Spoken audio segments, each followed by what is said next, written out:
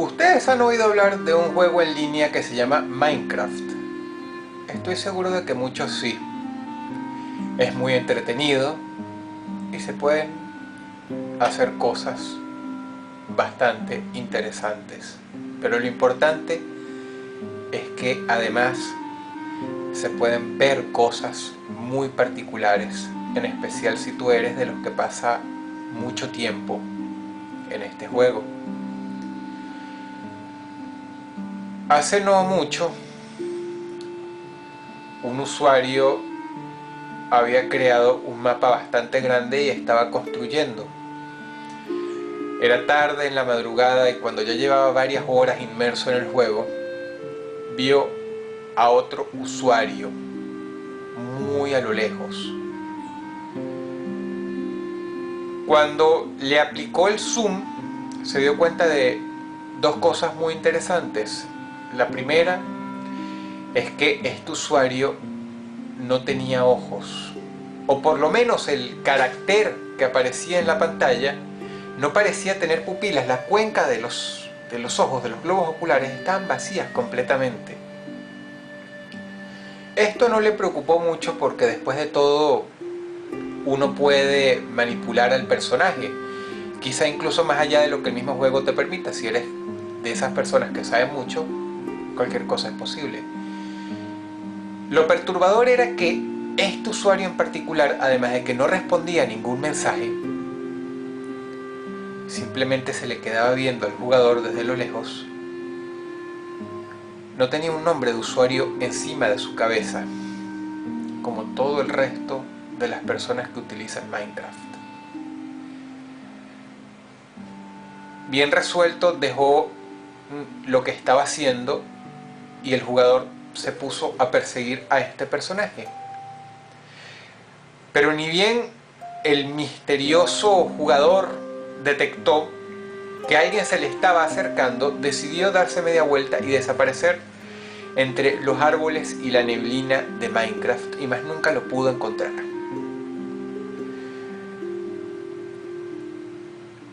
El jugador siguió trabajando en lo suyo, pero no pudo olvidar esto, así que bien resuelto fue a los foros de Minecraft y preguntó por este extraño personaje, y lo describió tal como yo se los he descrito a ustedes.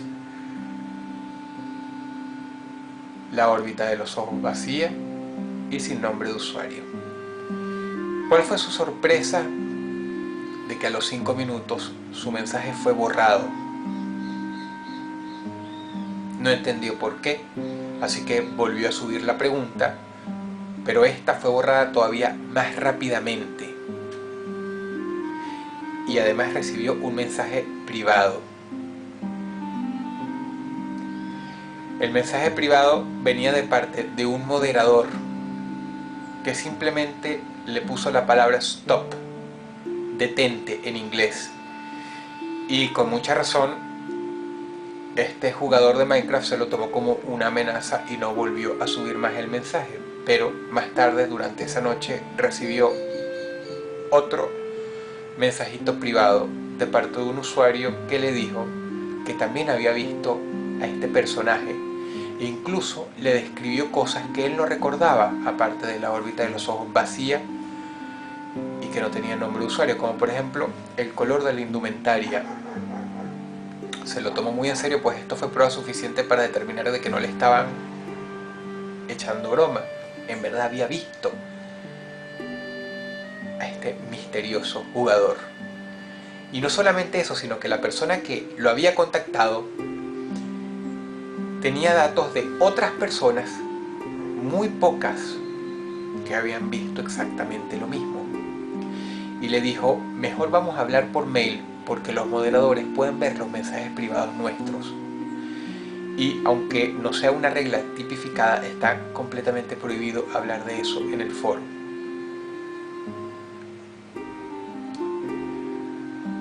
Más tarde, recolectando información, nuestro jugador supo que el personaje misterioso de ropa amarilla, pantalones marrones y con rasgos faciales extraños pertenecía al hermano del creador de Minecraft, que se llama Notch. o por lo menos ese es su nickname. ¿Cómo lo saben? Simple, porque antes de que su nickname no se pudiera ver, ese mismo muñeco pertenecía a un usuario de nombre Herobrine, y en efecto era un sueco que a la vez es el hermano de Notch, que también es sueco.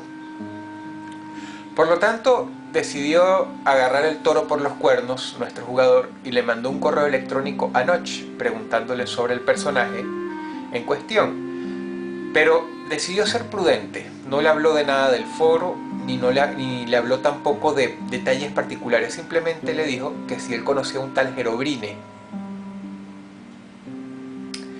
y también describió las características de su personaje.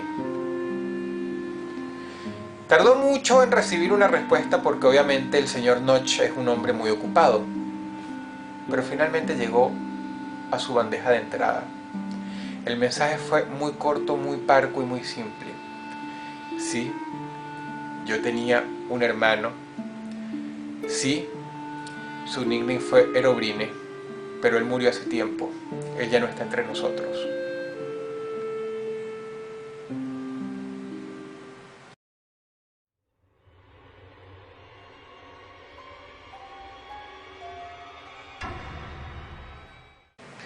Muy poca gente va a aceptar esta verdad de buena gana, pero resulta que varios de los logros médicos más importantes que disfrutamos hoy día tienen como piedra angular a varios de los abusos más aberrantes y oscuros de la historia humana. El doctor Joseph Mengele, arropado bajo el poderosísimo manto nazi, no fue sino la punta del iceberg. La patrulla 731 en Japón, cuyos logros médicos aún se disfrutan hoy día,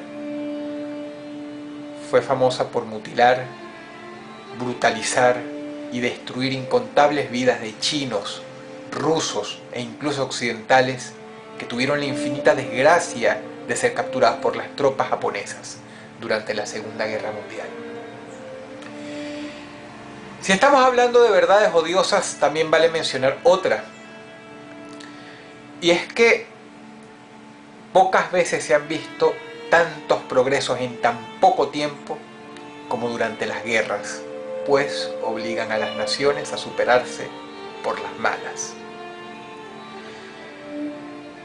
Cuando Hitler fue derrotado, dos superpotencias se disputaban la supremacía del planeta Tierra. ¿Y quieren saber algo? Esta historia es parte de esas atrocidades que se cometieron bajo el secretismo de sus gobiernos durante la era de los años 50. En un oscuro y profundo laboratorio norteamericano estaban investigando la muerte humana en su sentido más llano, más simple y más puro. Sabían, pues, que los seres humanos mueren a diferentes edades y de distintas maneras, unos enfermos, otros por accidentes, otros por causas naturales.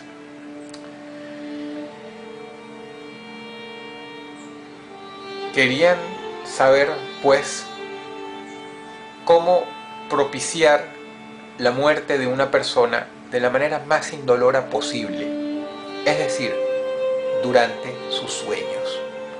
La persona que muere en sueños se le considera muy afortunada.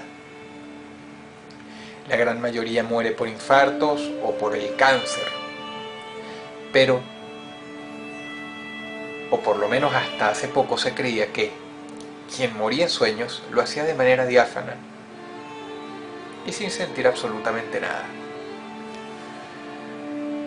Así que este laboratorio logró conseguir a una multitud de personas que nadie extrañaría, todos mayores de 85 años,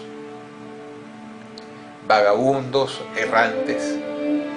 Los bañaron, les dieron de comer y simple y llanamente los hicieron esperar, no curando del todo sus enfermedades, pero procurando que estuvieran dormidos para cuando llegara el momento final. Ya dije que era una época de grandes avances médicos, así que por primera vez podían ver la actividad cerebral de una persona en tiempo real, poniéndole chupones a los lados de la cabeza conectados a largos cables que iban a computadores. ¿Cuál fue la sorpresa de que cuando las primeras personas murieron, los médicos vieron que los encefalogramas de los durmientes tiraban picos en la impresora con la aguja muy altos, muy agresivos, lo que les llevaba a concluir que sus cerebros no solamente tenían una actividad muy alta, varias veces mayor que la de una persona despierta, e incluso varias veces mayor que la de una persona que está sufriendo un estrés muy grande. Ellos consideraron que eran pesadillas, pero se aterrorizaron mucho al ver que estas pesadillas no fueron coincidencias de dos personas. Más tarde murió otra, y como se aseguraron de que estuviera soñando en el momento de su desenlace final, se dieron cuenta de que los resultados de la aguja también tiraban picos altísimos. Se dieron cuenta de que las personas en sus sueños, cuando mueren, sufren de una manera terrible. Hicieron la prueba y resultó positiva, es decir, pasó exactamente lo mismo con otras 4 personas más, hasta que finalmente tomaron la determinación de revivir a alguien que estuviera muriendo en sus sueños, es decir, lo tenían que despertar, pero a la vez lo tenían que estabilizar.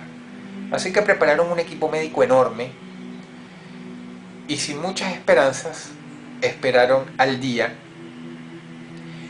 en que la persona seleccionada, que estaba muy enferma, muriera. Se encontraba durmiendo por medio de químicos y finalmente empezó. Ta, ta, ta, ta, ta, ta. La impresora comenzó a lanzar picos altísimos de actividad cerebral. La pantalla estaba completamente roja con la imagen fantasmal del cerebro. El equipo médico se volcó sobre el pobre anciano, le inyectaron varias cosas, lograron revivirlo, lograron despertarlo. Pero fue completamente en vano, pues cuando llevaba segundos de estar despierto, sufrió de un infarto cardíaco y quedó fulminado. Uno de los científicos jamás va a poder olvidar lo que susurró el anciano antes de morirse, cosa que lo llevó a cancelar el proyecto para siempre y dejarlo dormido en un oscuro laboratorio a través de archivos incontables. El anciano le dijo: muérete antes de dormirte. No se sabe nunca qué vio.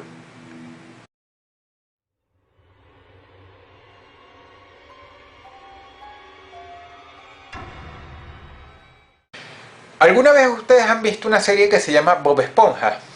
Yo sí, y les confieso algo, me gusta mucho. La considero una especie de Ren y Stimpy para chicos.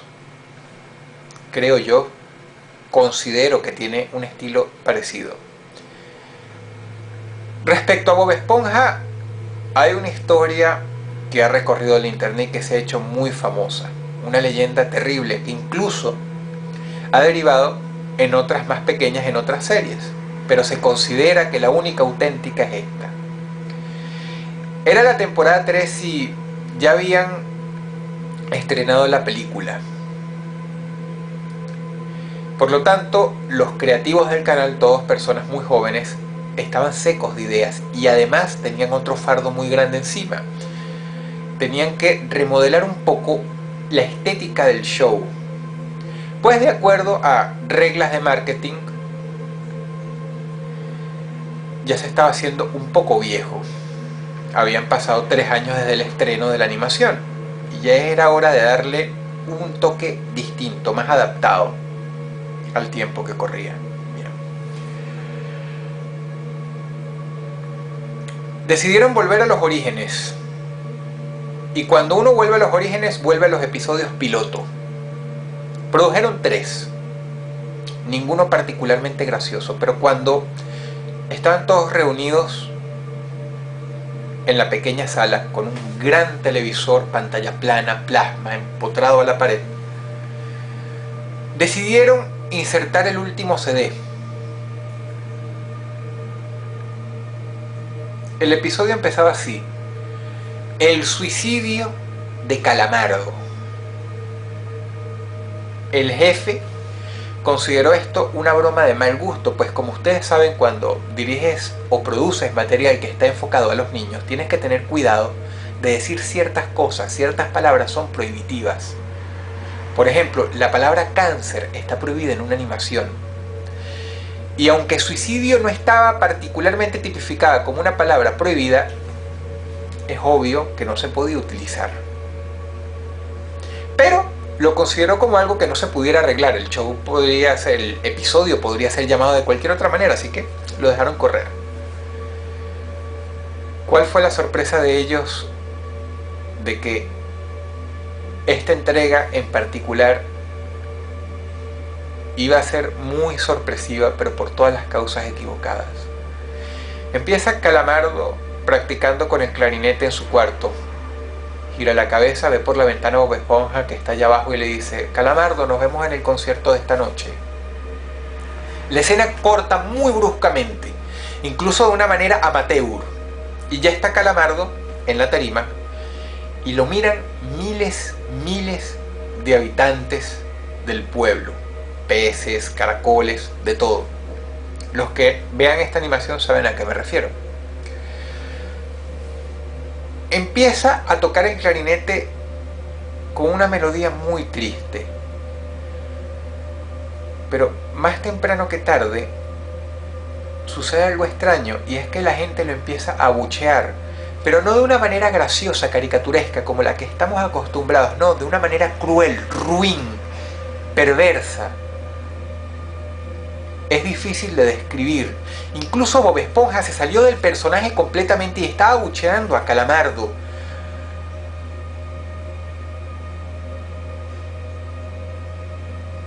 Y cuentan que los ojos de Bob se veían terriblemente reales, así como los ojos de Patricio, de Arenita, de Don Cangrejo, de todo el resto del elenco. Ojos muy reales, y aunque no se podía escuchar muy bien qué decían exactamente, tú podías saber que era horrible, porque los rostros de ellos estaban muy arrugados, con expresiones de rabia muy profunda.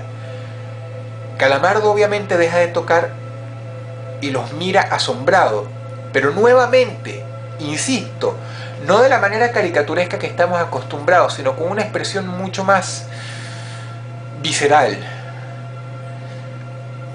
La impresión degrada en depresión. Corta la escena bruscamente otra vez, y está Calamardo sentado en su cuarto. Hay un filtro muy oscuro de fondo, muy espectral. Nosotros sabemos cuál es el color de Calamardo, pero ahora tenía un aspecto más malva. Y tenía los ojos rojos, pero no insinuando nada diabólico, sino porque estaba llorando. Y lloraba, y lloraba, y caían las lágrimas. Lágrimas largas.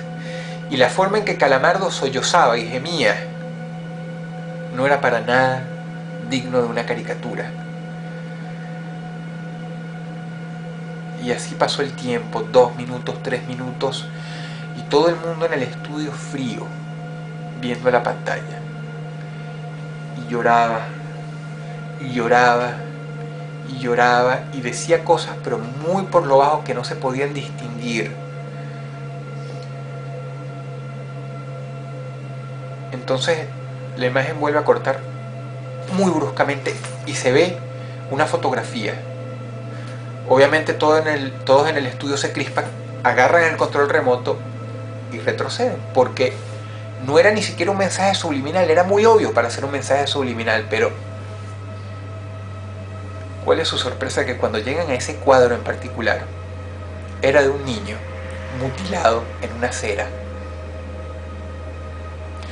muerto con lo que a grosso modo se podía describir como hachazos, con las vísceras chorreándole en las cinturas y en las entrepiernas, salidas, las tripas, los intestinos, una raja enorme abierta, la sangre brotando en la acera, en el pavimento caliente, y se ve una sombra sobre el niño, que obviamente es la persona que le está tomando una foto.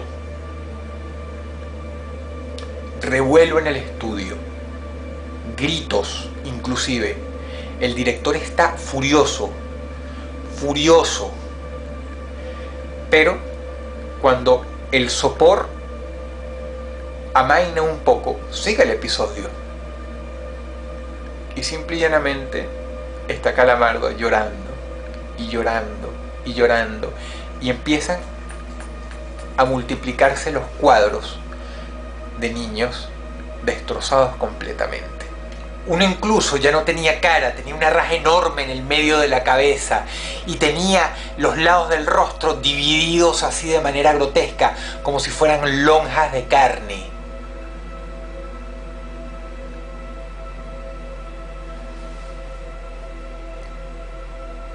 Y luego todo vuelve a lo mismo, al rostro de Calamardo, pero esta vez él ya no está llorando. Simplemente está viendo fijamente a la pantalla con sus ojos grandes y rojos. Y así se queda por un rato ante el silencio sepulcral del estudio, como si se estuvieran viendo mutuamente animación y realidad. Escuchan que de los parlantes sale una voz muy gruesa que dice "Do it", que significa hazlo. Y finalmente Calamardo coge una escopeta y se vuela la tapa de los sesos. Fragmentos de carne, huesos, materia gris y sangre tan espesa que parece negra cubren la pantalla. Y el episodio termina tan abruptamente como empezó. Reúnen a todo el equipo responsable de la animación en el estudio. Pero por más severos que son, nadie se atribuye la creación del mismo. Nadie toma para sí la responsabilidad de ese episodio piloto, que sencilla y llanamente apareció en una caja puesto junto con los demás. La cuestión degenera con mucha rapidez y llaman a la policía, puesto que no saben si las fotos de esos niños las sacaron simplemente de internet, que es lo que quisieran creer, o si en verdad alguien las tomó. Pero cuando llega la ley y revisan y buscan y se empapan del tema, pasan las semanas y concluyen en dos cosas. La primera es que no hay pruebas de que nadie haya creado esa animación en el estudio, puesto que hacer un show, incluso si se trata de un capítulo, no es algo fácil. Se necesita un equipo entero y los recursos del canal para ello, pero no pueden probar que nadie lo hizo, incluso si fuera una sola persona, que ya de por sí es muy improbable. Y en segundo lugar, nadie reportó a ningún niño desaparecido y nadie supo de ningún infante asesinado, ni en las últimas semanas, ni en los últimos meses, ni tampoco en los últimos años, por lo menos no como se mostraban en las fotos. Determinaron que eran reales, pero no encontraron a nadie desaparecido.